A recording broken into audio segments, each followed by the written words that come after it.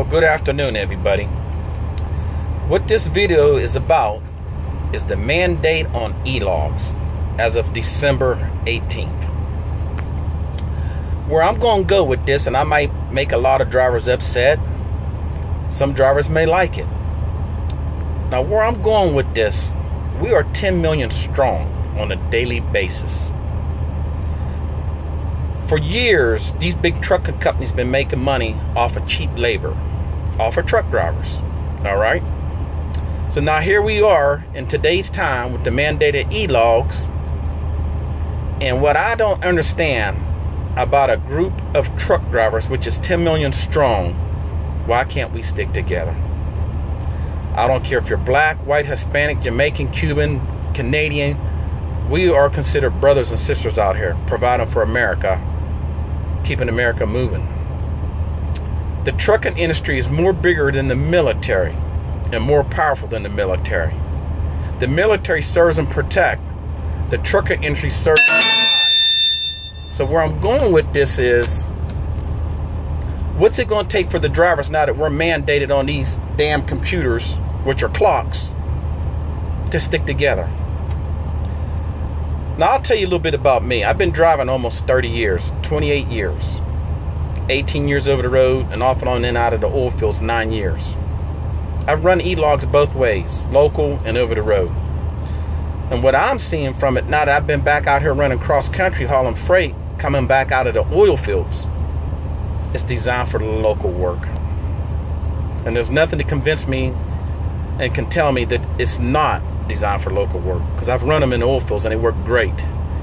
When I used to live in Dallas, Texas, and work for DART Transit, which is a public transit authority for the city, they work great for that.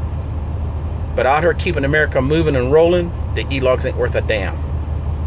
So now where I'm going with this, drivers, what's it going to take for you to say, all right, now it's time for us to do what we need to do? I think right now where we're at with this, if you have a minimum of 5 years experience driving a truck, clean record, clean CSA score, clean DAC background, right now with the mandated E-Logs and what freight is paying and what these companies are charging to pick up and deliver, a good driver with 5 years is worth 45 cents a mile. Now you take a driver like me that's got almost 30 years, I'm worth every bit of 60 cents a mile. Now some of those drivers might think I'm crazy. Oh no, they can't pay that. Oh, there's no way the company can afford it, they'll go broke. That's not true, drivers. If you're smart, when you get time, you start downloading load boards on your phone, apps, and start looking what freight's paying out since the mandated E-Logs as of December 18th. Freight is paying more than it ever has in the last 30 years. So where I'm going with this, now it's time for you to get paid. Pay the piper. They want to make our job harder, make our lives difficulty, when we're the ones that are willing to leave our families weeks at a time, months at a time. Now it's time to pay the piper. So driver, what I want to know, why is it that your damn lesbians and gays can get together and protest like hell up in Washington and get what they want, but the truck driver willing to leave his family, miss holidays, miss sleeping in his bed every night, won't do a damn thing to benefit himself out here away from home or his loved ones back at home? That's what I want to know. What are the drivers afraid of? Even if you decide we're not going to work no more, we're going to strike. Driver, let me educate you on something. And I don't know it all in trucking, but I've been bumping my head off and on, like I said, almost 30 years on these trucks as a company driver and as an owner-operator. And when I say owner-operator, I'm not talking about one of these yahoos, leased a Landstar or Mercer, that think they're an owner-operator. That's not an owner-operator. I'm talking about one out here running on their own authority, doing their own booking, their own DOT physicals, their own fuel taxes, their own heavy highway use taxes. That's an owner-operator. So where I'm going with this, drivers, you're worth more money now. With the BS that you have to put up with, the sacrifice that you're making with your family, missing living a normal life, it's time to pay the piper. So where I'm going with this, like I was saying, now your gays and lesbians are raped and raised hell, and they got what they want. But why can't the truck drivers do what they need to do?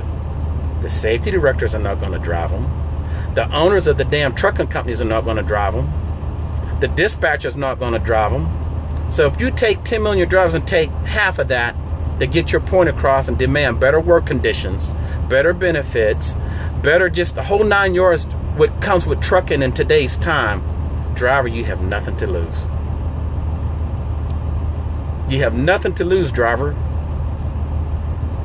So my question for you is just looking at this video, what are you afraid of, Han? If we all got together and said, fuck it, we're not moving no more freight. This is what we want, this is what we need, and we're not doing nothing until we get it. Oh, I'm gonna lose my truck. Oh, I'm gonna lose my house. I got house payments. Han, you're gonna go broke anyway. And if you can't afford to stay home for 2 weeks in the trucking industry, you don't need to be out here driving a truck. That's how I look at it. Because 50% of you are living out of these trucks. You can't afford nowhere to live because you ain't making enough money. So what is it gonna take for these guys to realize you're the man? They need you. No, we don't need them. They need us. So think about it, drivers. Think about what I just asked you. God bless you. This is Mr. Greenwood, owner of Core Crew Transportation. Have a blessed day on that big road, and think about it. We don't need them. They need us. It's time to pay the piper now. God bless you.